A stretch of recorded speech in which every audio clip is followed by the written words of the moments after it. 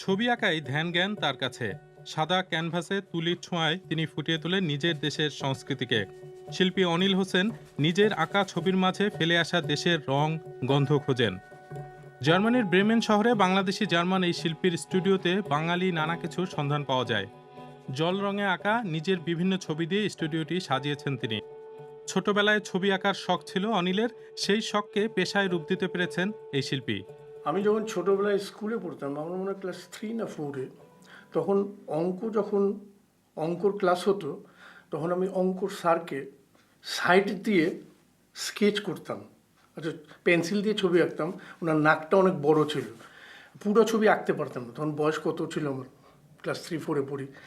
তো তখন থেকে উৎসাহ জাগলো যে ছবি আঁকার। তারপর আমার বয়স যখন 7 বছর, তখন আমার বাবা আমার প্রথম পেন্টিং বক্স কিনে দিল। সে থেকে আমি রং তুলি দিয়ে গ্রামের ছবি আঁকতাম, বাংলাদেশে সব। বেশি কিছু পারতাম না, ওই ছোটোখাটো ওরকম করতে করতে আমার শিক্ষা হলো, নিজের ইচ্ছা হলো। তখন আমি প্রত্যেক বছরে একটা দুটো ছবি আঁকতাম নিজের জন্য।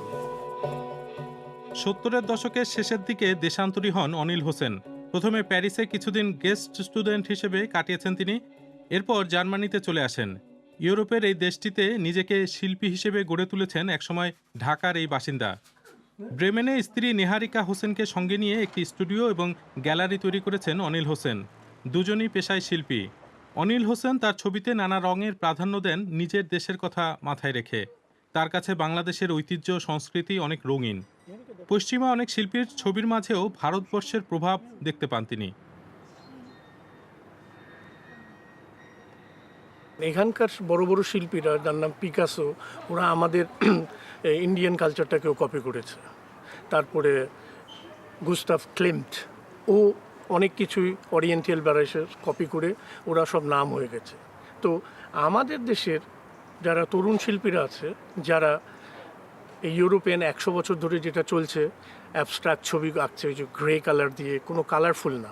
তো তো সেই জন্যে আমার খুব মনে হয়, ইচ্ছা আছে যে আমাদের দেশের যে এত সুন্দর সুন্দর রং, ওই রঙগুলিকে আমাদের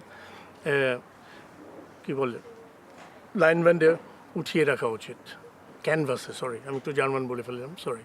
সো এইগুলি যদি করে তরুণ শিল্পীরা, যে নিজের কালচার আর নিজের আর্টগুলি ধরে রাখতে, তাহলে এটা আমাদের আরও দেশের উন্নতি হবে। নিহারিকা, wie findest du das, als du in Bangladesch warst? Ja, also in Bangladesch fand ich sehr schön ভালো zu লেগেছে sehen, যে dass die বাংলাদেশে জল রঙের প্রতি অনেক Kultur আগ্রহ রয়েছে, জার্মানিতে ততটা নেই। Aquarellmalerei, die in Deutschland সবচেয়ে ভালো লেগেছে এটা দেখে যে সে দেশের গণমাধ্যমে শিল্পকলা নিয়ে প্রতিবেদন অনেক গুরুত্ব die পায়। Kunst von den Medien viel mehr notiert worden ist. Also viel mehr জার্মানিতে প্রথমে বিশ্ব সংবাদ, তারপর খেলা এবং সবশেষে কখনো কখনো শিল্পের খবর dann থাকে। kommt Sport und dann kommt vielleicht Kunst, wenn jemand etwas Schockierendes macht. Aber in Bangladesch kommt R erst বাংলাদেশে die প্রথমে সংবাদ, Nachricht, তারপর dann শিল্প, Kunst, dann সবশেষে kommt ক্রিকেটের খবর দেখানো Und হয়। das ist eine ganz সেখানে andere শিল্পের Hierarchie গুরুত্ব oder eine ganz বেশি। andere Wertigkeit, die die Kunst dort hat. শুধু শিল্পী হিসেবে জীবনযাপন জার্মানিতে সহজ নয় বলে মনে করেন অনিল হোসেন। এক্ষেত্রে পরিস্থিতিটা অনেকটা বাংলাদেশের মতোই তার কাছে। দুই দেশেই শিল্পীদের একটি বড় অংশের অর্থকষ্টে ভুগতে হয়। ছবি আঁকার পাশাপাশি তাই ছবির প্রদর্শনীর জন্য একটি গ্যালারিও তৈরি করেছেন অনিল। এছাড়া ইন্টেরিয়র ডিজাইনার হিসেবে কাজ করেন তিনি, আর শিক্ষার্থীদের ছবি আঁকা শেখান। অনিলের গ্যালারিতে বিশ্বের বিভিন্ন দেশের শিল্পীদের ছবির প্রদর্শনীর আয়োজন করা হয়।